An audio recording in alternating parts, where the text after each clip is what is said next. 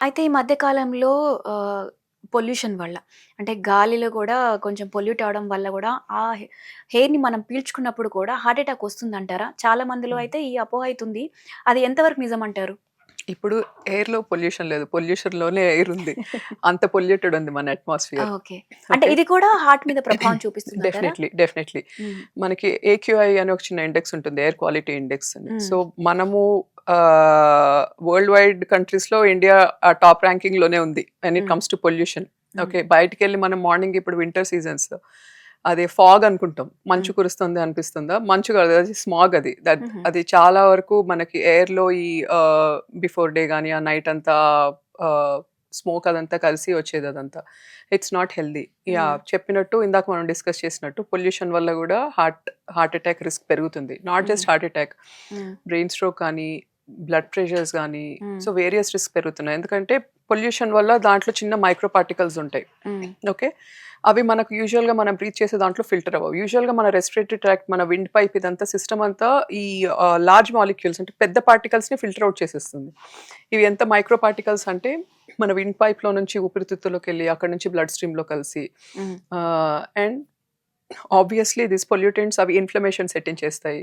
Blood వెసల్స్‌లో cholesterol buildup కానీ, దాంట్లో inflammation పెంచడం గానీ, ఆక్సిడేషన్ పెంచడం గానీ, ఇవన్నీ జరుగుతాయి. సో, ఒక్కసారి కొలెస్ట్రాల్ బిల్డప్ అదంతా ఇంక్రీజ్ అవుతోందంటే, బ్లడ్ వెసల్ స్టిఫ్‌నెస్ ఇవన్నీ గూడా పెరుగుతాయి దాంతో పాటు. So, obviously cardiac issues, not just cardiac issues, hmm. ఓవరాల్‌గా బ్రెయిన్ స్ట్రోక్ కానీ, కార్డియాక్ ఇల్‌నెస్, మేజర్ మాలిగ్నెన్సీస్ అంటే క్యాన్సర్ ఇష్యూస్ గానీ, or hmm. Gut related issues, lung issues, ఊపిరితిత్తుల ఇష్యూస్ ఇవన్నీ పెరుగుతాయి ఆటోమేటిక్‌గా. అలాగే డాక్టర్ గారు చాలా మందికి ఒక్కొక్కసారి స్ట్రెస్ వల్ల కానివ్వండి, లేదంటే భయపడినప్పుడు గుండె వేగంగా కొట్టుకుంటూ ఉంటుంది. గుండె దడలాగా వస్తుంది. అయితే దీనికి కారణం నిజంగా స్ట్రెస్సే అంటారా? స్ట్రెస్ వల్ల వస్తుందని హ్మ్. అడుగుతున్నారు ఆ! గదండీ. సో, అదే. స్ట్రెస్సే హ్మ్. Obviously. Okay. I mean to say అంటే యాహ్! అదే రీజన్ యాహ్! అంటారా? స్ట్రెస్సే స్ట్రెస్ రీజన్ అంటారా స్ట్రెస్ అని? వల్ల నో, నో అట్లా కాదు. అంటే ఐ హ్మ్. మీన్ టు సే స్ట్రెస్ వల్ల గుండె దడ రావడానికి చాలా కారణాలుంటాయి. హ్మ్. దాంట్లో స్ట్రెస్ ఒక కారణం మాత్రమే. ఓకే. ఇప్పుడు యంగర్ జనరేషన్స్‌లో చిన్న పిల్లలు గూడా స్కూల్‌కెళ్ళే పిల్లలు గూడా పాల్పిటేషన్స్ చెప్తున్నారు. That is so surprising. మనం చిన్నప్పుడు పీస్‌ఫుల్‌గా ఆడుకుంటూనే చదువుకున్నాం గదా! మనకెప్పుడైనా మనం హ్మ్. పాల్పిటేషన్స్ కంప్లెయింట్ చేసామా? హ్మ్. ఇప్పుడు చిన్న చిన్న పిల్లలు 12 ఇయర్స్, 13 ఇయర్స్ పిల్లలు జస్ట్ టెన్షన్ అవుతుంది, అవును. గుండె దడొస్తుందని వస్తున్నారు. హ్మ్. పాల్పిటేషన్స్‌కి స్ట్రెస్ ఒక కారణం. But okay. స్ట్రెస్ వల్ల మాత్రమే పాల్పిటేషన్స్ రావు. హుహుహు. స్ట్రెస్ గాని, యాంగ్జైటీ గాని వీటి వల్ల ఏమవుతుందంటే మన బాడీలో ఒక హార్మోన్ జనరేట్ అవుతుంది. హ్మ్. అడ్రినలిన్ అని. సో, దానివల్ల అది మన హార్ట్ రేట్‌ని షూట్ అప్ చేస్తుంది. ఓకే. ఓకే. అప్పుడు మనకి పాల్పిటేషన్స్ పర్సీవ్ అవుతాయి. సో, హుహుహు. పాల్పిటేషన్స్ అంటే ఏంటంటే ఒక అబ్నార్మల్ అంటే you will not like it. It's discomfort. ఒక అబ్నార్మల్‌గా మన గుండె దడ మనకే తెలుస్తుందనమాట. ఓకే. So, okay. దానికి జస్ట్ స్ట్రెస్ వల్ల కావచ్చు, హార్మోన్స్ వల్ల జస్ట్ హార్ట్ రేట్ పెరగొచ్చు ఆర్ నిజంగా కూడా రిథమ్ ఇష్యూస్ ఉండొచ్చు. హ్మ్. అబ్నార్మల్ రిథమ్ ఇష్యూస్ ఉండొచ్చు. అబ్నార్మల్ రిథమ్ ఇష్యూస్ ఉన్న ఆబ్వియస్లీ ఆ పాల్పిటేషన్స్ వస్తాయి. What is more important is అది ఓన్లీ యాంగ్జైటీ ఆర్ స్ట్రెస్సా? యాంగ్జైటీ స్ట్రెస్ అయితే ఇట్ ఈస్ ఫిజియోలాజికల్. అంటే మన బాడీలో వచ్చే నార్మల్ హార్మోన్స్ వల్ల వచ్చేది. అది మనకి ప్రాణాంతకం కాదు. Okay. Not just that even ఇంకా కొన్ని కండిషన్స్ ఉంటాయి. సిస్టమిక్ కండిషన్స్ సే ట్యూబర్క్యులోసిసో లేకపోతే ఫీవర్, అబ్నార్మల్ ఫీవర్ లేకపోతే రక్తం తక్కువ ఉండడం గానీ, థైరాయిడ్ ఇష్యూస్ ఉండడం గానీ, or few connective tissue disorders ఏమైనా అయ్యుండొచ్చు. అదర్ దెన్ కార్డియాక్ ఇష్యూస్ నేను చెప్తున్నా. హార్ట్ ఇష్యూ కాకుండా వేరే కారణాల వల్ల కూడా ఆహ్, గుండె దడ రావచ్చు. హుహుహు. పాల్పిటేషన్స్ రావచ్చు. హుహు.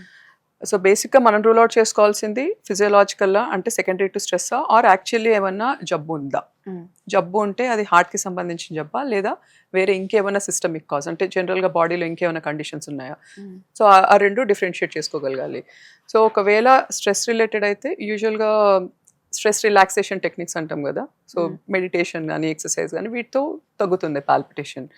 బట్ ఒకవేళ పాథలాజికల్ అంటే నిజంగానే ఏదైనా జబ్బు ఉండి ఉంటే మాత్రం ఎవాల్యుయేషన్ కంపల్సరీ. అండ్ చాలా మటుకు మనకి అబ్నార్మల్ రిథమ్ ఇష్యూస్ ఆహ్, గుండె దడే కాదు దాంతో పాటు ఆయాసం రావడం గానీ, పనిచేస్తుంటే నొప్పి రావడం, ఛాతీ నొప్పి రావడం గానీ, కళ్ళు తిరగడం, కళ్ళు తిరిగి పడిపోవడం, ఈజీగా అలసిపోవడం. సో, ఇవి వేరే సింప్టమ్స్ అనమాట. Associated symptoms.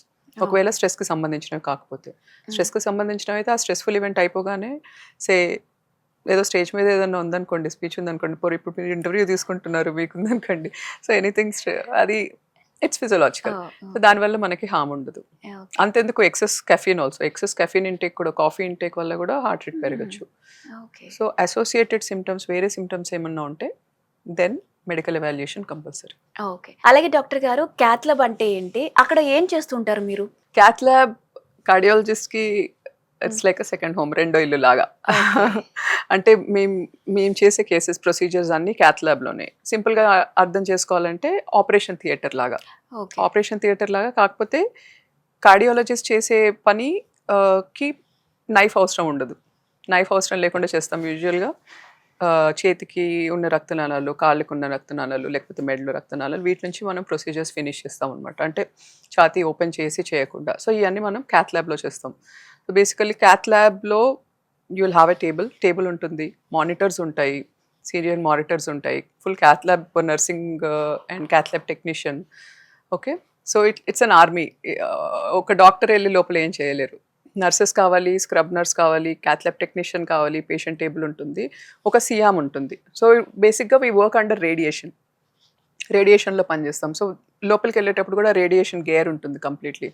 Eye protection, head protection, neck collar, thyroid protection కానీ, మొత్తం ఓవరాల్ బాడీ గేర్, లెడ్ ఏప్రిన్ అంటాం. సో అవన్నీ వేసుకొని పనిచేస్తాం అనమాట. సో అవన్నీ వేసుకొని ఆ తర్వాత కంప్లీట్గా స్క్రబ్ అయ్యి, స్క్రబ్ ఫోర్ట్ ఉంటుంది, స్టెరైల్ గౌన్, స్టెరైల్ గ్లౌస్, ఇవన్నీ వేసుకొని వి పంక్చర్ ది ఆర్టరీస్. చిన్న ఆర్టరీస్, రక్తనాళాలు ఉంటాయి కదా, కాళ్ళ నుంచి కానీ చేతి నుంచి కానీ పంక్చర్ చేసి అక్కడ నుంచి చిన్న ట్యూబ్స్, క్యాథెటర్స్ అంటాం, క్యాథెటర్స్ పంపించి హార్ట్ దాకా వెళ్ళి అక్కడ నుంచి ప్రొసీజర్స్ చేస్తాం అనమాట. That is called cath lab.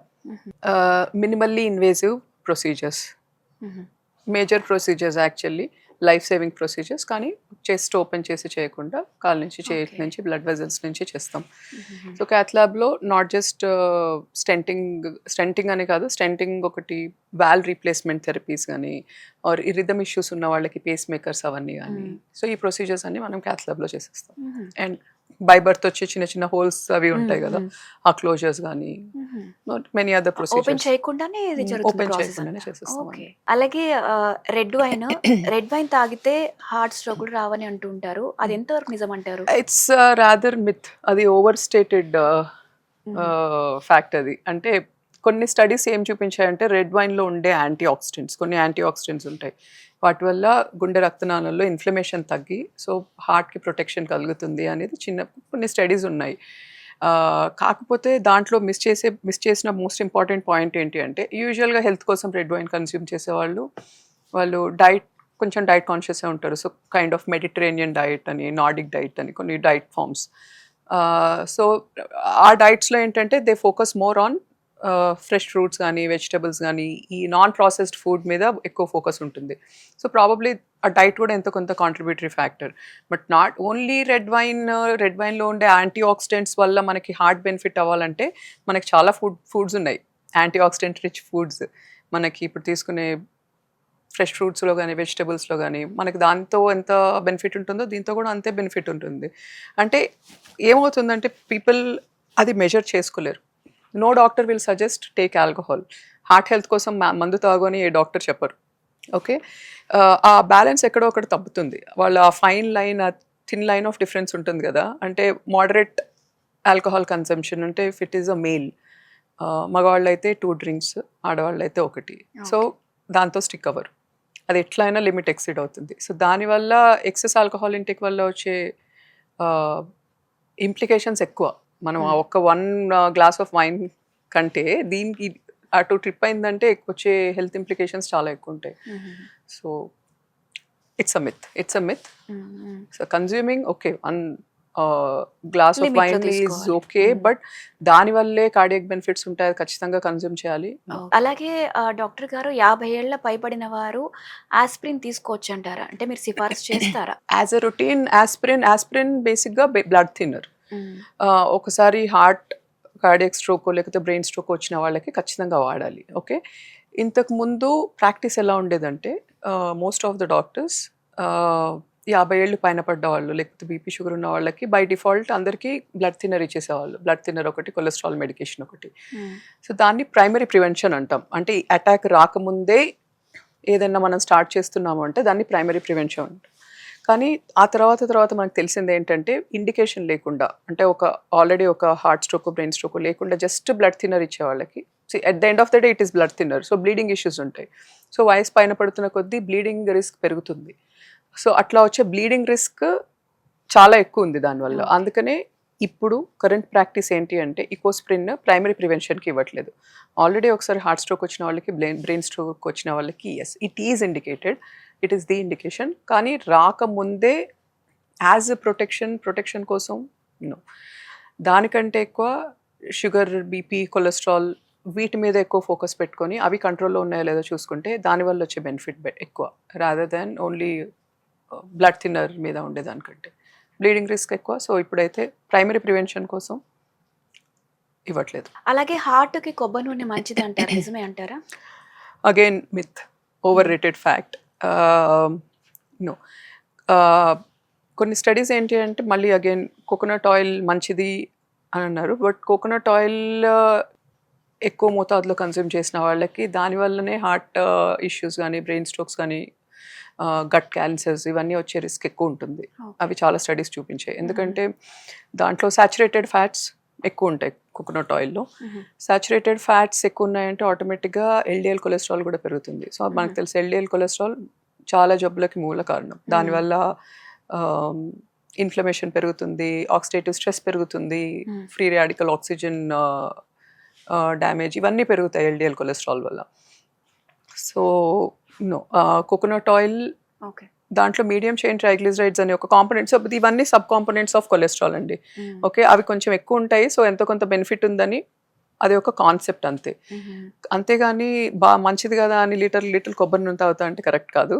ఎప్పుడో ఒకసారి ఫ్లేవరింగ్కి కానీ టేస్ట్కి కానీ once in oil is absolutely fine. But otherwise olive oil కానీ, అవకాడో ఆయిల్ కానీ, canola oil, sunflower, safflower safer options. Okay.